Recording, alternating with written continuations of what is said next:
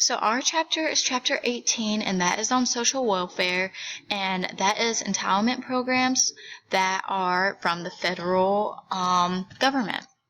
So first, entitlement programs are government programs guaranteeing certain benefits to a segment of the population. The right to benefits offered by a government, especially a compensation, and then this represents majority of politics. And the biggest issue with this is the cost. The programs include Medicaid, Medicare, Social Security, unemployment, and welfare programs. And then entitlement programs can be broken down into non-contributory programs and contributory programs. Non-contributory programs are free handouts, and this is equal. This is pretty much something for nothing, and an example of this is welfare-based. And then contributory programs must be earned. They are equal. This is something for something. And then means-tested programs. The definition of this is a method for determining whether someone qualifies for financial assistance. So, to be eligible for these programs, they must pretty much qualify for them. These programs generate powerful political controversy. So, for example, there is Medicaid and Medicare. Medicaid is a shared program between the federal and local governments that covers hospital and nursing home costs of low-income people. And then Medicare is different. That is a program that covers hospital and medical costs of people 65 years of age and older, as well as disabled individuals receiving Social Security. And then another example of this is food stamps, and that is federally funded programs, and this gives food coupons to low-income people based on income and family size. And then another example of this can also be block grants, and that is a form of fiscal federalism where federal aid is given to the states with few strings attached. And then the government treats these programs very differently. The client base means test changes with popular opinion. And then an example of this can be the AFDC, which was first established in 1935, and this at first was an example of a way to help women who were widows because of their husbands dying during the war. But then, as you can see, that changed in the 1960s because AFDC was starting to broaden out to people who were just not widows, but also just people who needed help, and this became a social dependency. So you can see as time changes, then the way that welfare programs can change as well.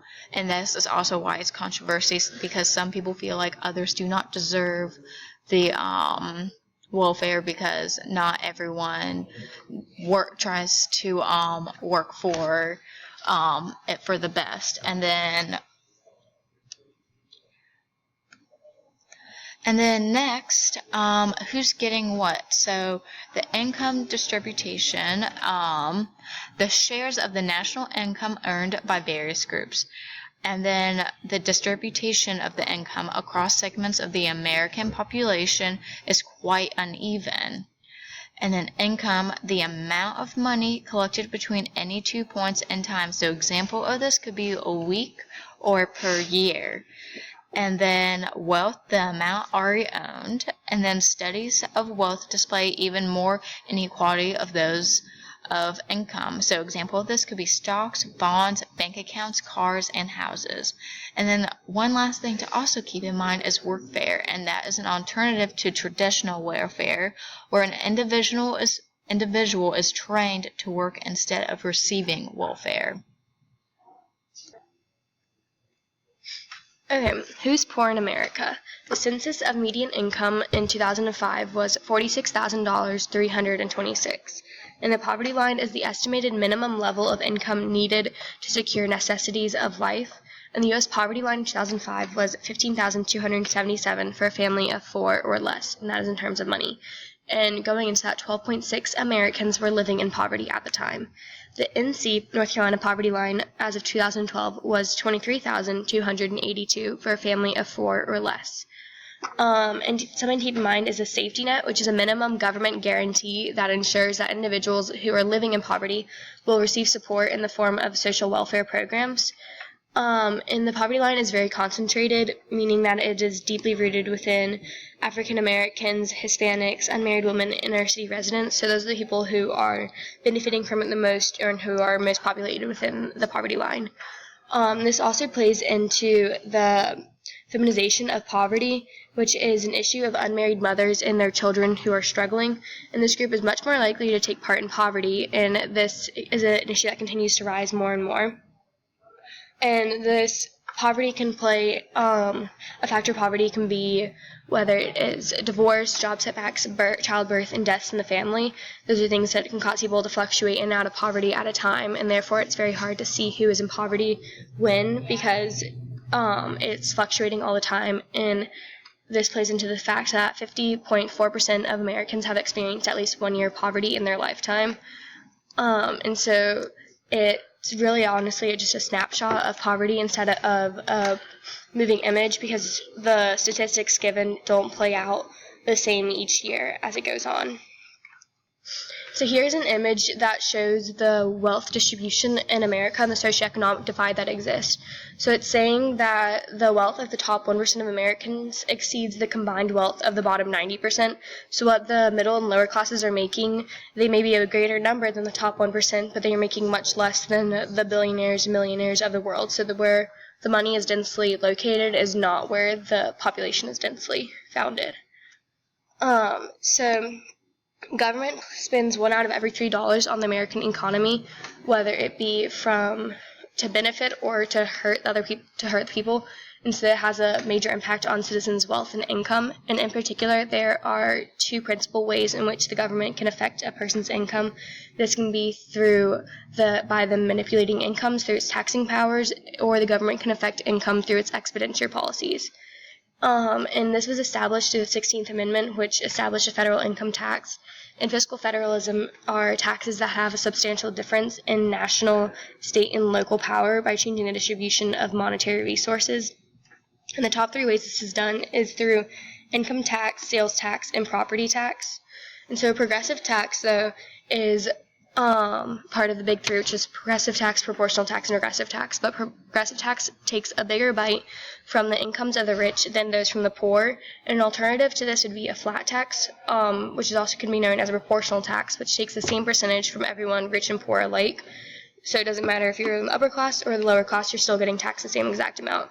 And then the third way is a regressive tax, which takes a higher percentage from those at the lower level incomes than they do from the well-to-do. So that would be like the upper class. And an earned income credit provides income to very poor people in lieu of charging them income tax, which is a negative income tax. And federal taxes are progressive. The EITC is special taxes for lower income people. Government spending can affect a person's income, just as income can affect voting and public policy. It becomes less coherent and unified as it is more piecemeal due to poverty. And tax incidents or tax burdens fall onto the buyer, who has the greater burden, the person selling it. So it would be the people versus the government. The last part of this would be expenditures, which is government spending policies, and this plays into transfer payments, which is the government transfers money from the general treasury to those in a specific need. So this would be like actual money, Social Security, any form of entitlement payment, versus an in-kind payment, which is a cash value that is not cash itself. So it could be food stamps, a low-interest loan for college education, healthcare subsidies for poor families with children, or any other sort of means test. And the redistribution of wealth is one last form of expenditure, which is a transfer of income and wealth. So this is when others share out their money to others. This could be through taxation, charity, welfare, public services, land reform, monetary policies, confiscation, divorce, or tort law. So anytime there is someone giving money to another person. Okay, so this is another example of how the government tries to close the gap between the rich and the poor. As you can see, the politician who is clearly struggling is using the needle, which is an example of another welfare, which is taxes, which is whenever the government tries to tax the rich to make it more equal to the poor so the poor can get some sort of money. But as you can see, as the line is trying to be closed, it's clearly not being closed very well, and that is also an example of how the poverty line is downplayed and how you can see that it's actually a pretty big gap and they are trying to close it into something smaller, but is clearly very difficult. This is something that politicians try to struggle with every day. They constantly try to make the line lesser and lesser, but is very difficult to do so. Okay, so welfare programs began to evolve when Social Security was created and being used.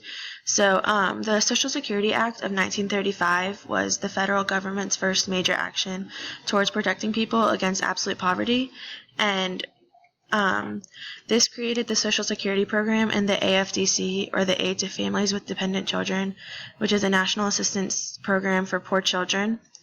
And another idea to evolve welfare programs was Johnson's idea of a Great Society, and this was the aftershock of Kennedy's assassination, and it provided Johnson to complete JFK's unfinished work on his New Frontier.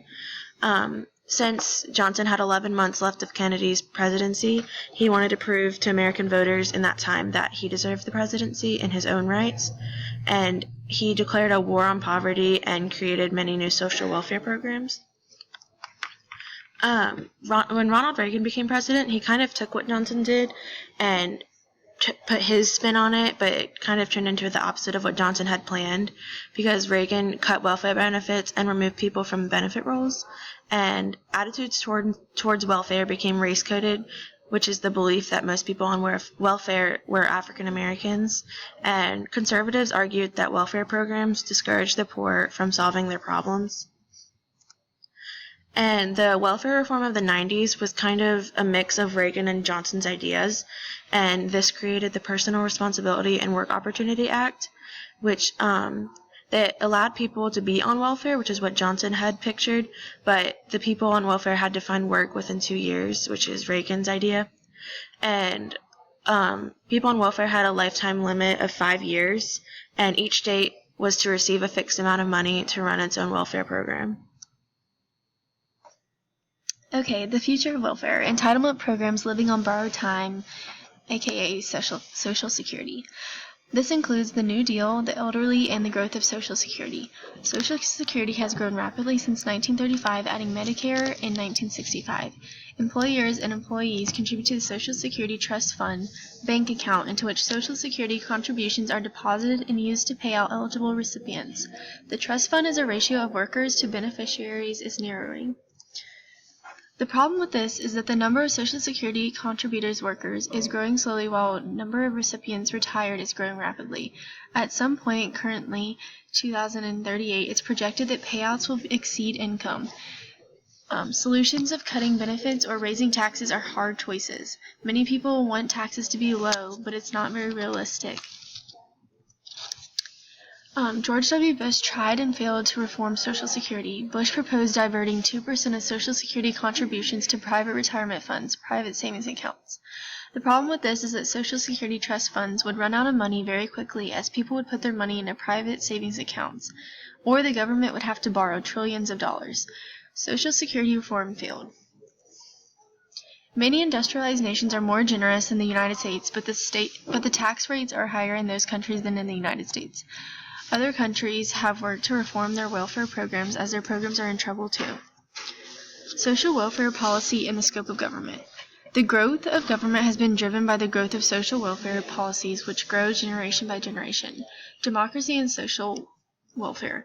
The U.S. has the smallest social welfare system. There is considerably unequal political participation by those who use the programs, and elderly are well organized and influential, while the poor are not.